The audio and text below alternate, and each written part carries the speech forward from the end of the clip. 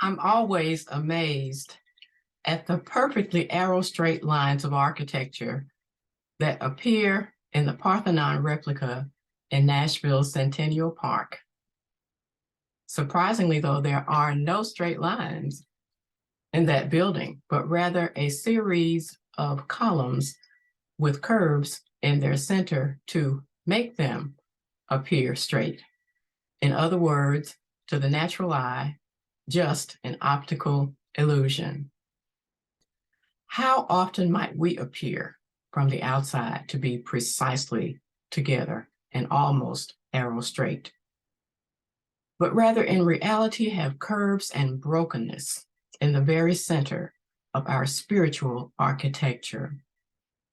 In verses 1 through 17 of Psalm 51, King David is earnestly praying for the Lord's deliverance from the distressing bends and curves in his present existence, distresses caused by sin, guilt, hard-heartedness, envy, regret, and curves of unforgiveness.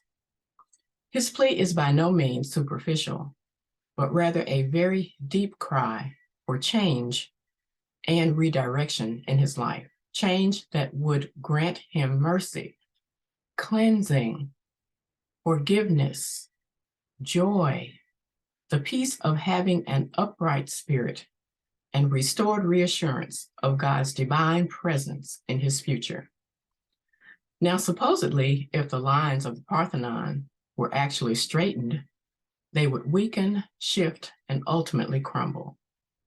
But as believers, we know, like David, that with earnest prayer and thanksgiving, the curves of our lives, the structures of our architecture can be restored and sturdily realigned because our God has gone before us and promised to make straight the crooked places.